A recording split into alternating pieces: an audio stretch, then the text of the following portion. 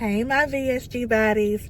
So I'm back with another video. If you're new here, my name is Leslie Jones. I'm a mom of two, having a 15-year-old stepson and an 8-year-old daughter, and my husband, of course, and I am getting VSG. So I'm back with another video this evening. If I look yellow, I'm having to use my car's interior light because I'm at my daughter's cheer practice, and it's like 6:30 in Alabama right now, and so it's a little dark. Got a hair. So if I look like I did in my last video, I'm doing back-to-back videos, so that way I can go ahead and get these knocked out, so when I'm at home recovering from surgery, I don't have to do a whole lot as far as this channel.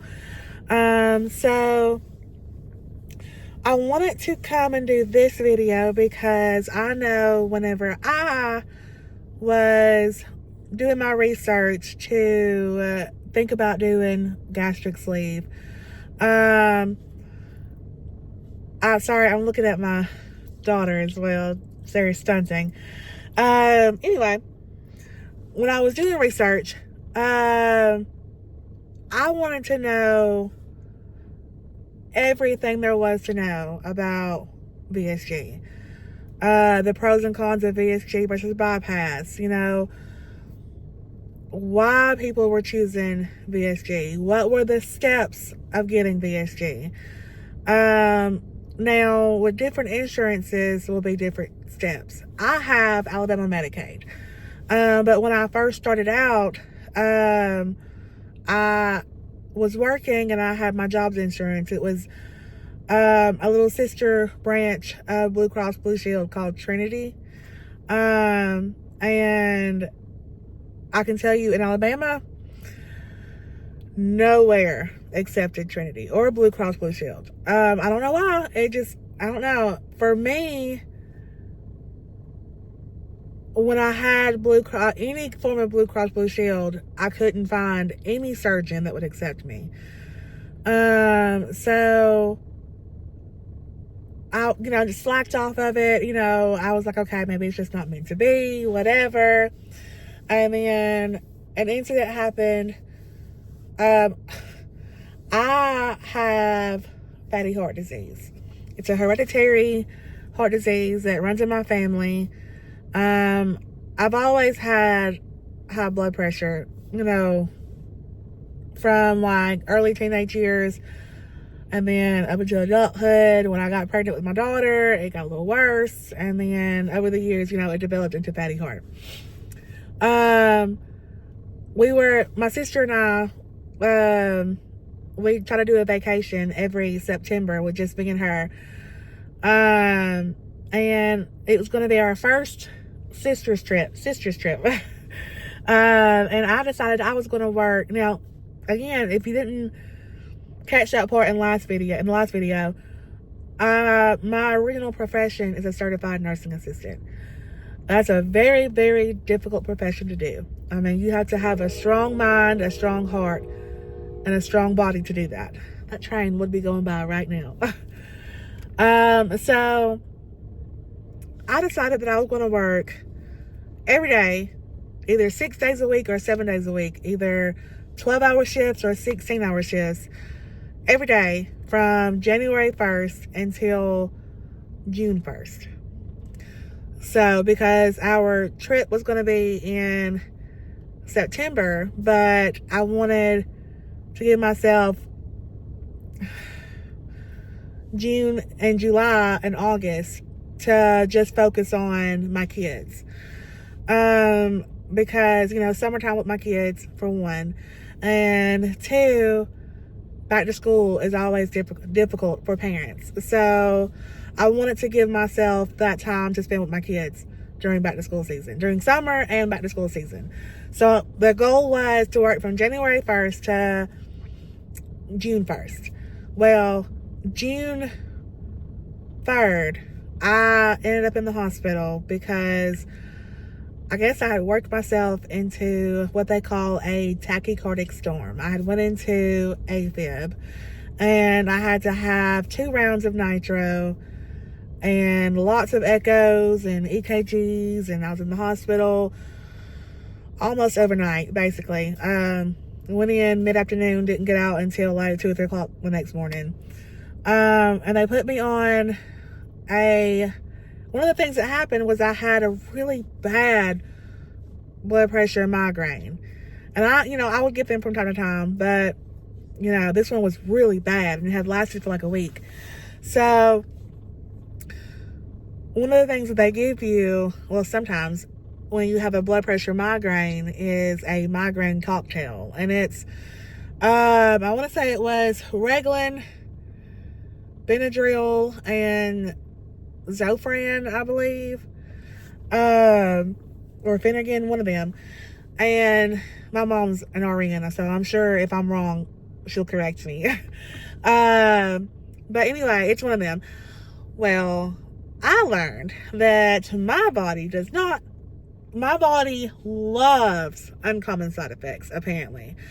So I was one of the very few that had the uncommon side effects of the Reglan causing me to have stroke-like symptoms. I was not having a stroke, but at the time, I had every symptom of a stroke, but it didn't show up on any of the scans. So I had to turn around. Like the next morning, I woke up having those symptoms, had to get rushed back to the hospital. After hours of feeling that, they finally figured out what it was. They had to flush my system. And, now that's in my chart. I don't get that because I'm like, no, I don't want to feel that again. But that was a very difficult thing to feel. And I realized if that's what a stroke feels like, I don't want it. I have felt what it feels like to have a heart attack, or close to what it feels like to have a heart attack. And I don't want it. So at that point, I had decided, okay, I got to do something. So I went to my job and I asked, if I could go down to PRN so that way I can get my health under control. I knew that I would lose my insurance, but it was fine. I had a plan. They told me no. They told me I had to wait until September to be eligible, but that didn't mean I was going to get it. So I quit. I talked to my husband. We got stuff worked out. I quit. And became a stay-at-home mom. So if I keep looking that way, it's like 6:37 and they get out at like 6:50, 6:55. So I've been trying to make sure they're not getting out early. So when I quit, I was counseled on next steps from several different family members. So the next thing I did was, like the next day, I was in the Medicaid office. And so I went to Medicaid and I got approved for Medicaid. And I'm going to move up a little bit because the car in front of me decided to move up. So I'm going to move up. I don't want to walk that far. Anyway, I got approved for Medicaid. So my next steps was I went back to my primary physician. And I told my primary physician what I wanted to do. And she knew that I had been thinking about it. So she talked to me a little bit and she was like, okay, perfect. I didn't want to suggest it to you, but I was waiting on you to make that decision for you. It's perfect because I send people to do this all the time. I was like, oh, that's God sent. Great.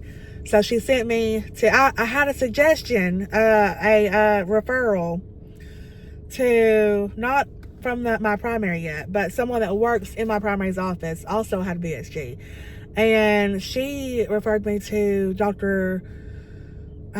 Someone over in Huntsville. And so I started that process of trying to go through, like I had my primary send me over to that clinic. And then I get 3 months in and I'm waiting for other things to happen and nothing happens. So I call and they say, oh, we no longer accept your insurance. So I have to start all over. I go back to my primary and she sends me to UAB Highlands weight loss medicine.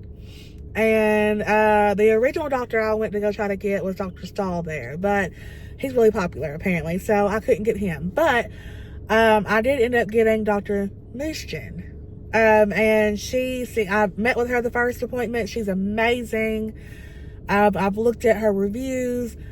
A lot of people rave about her, so I'm really excited about having her as my surgeon. But so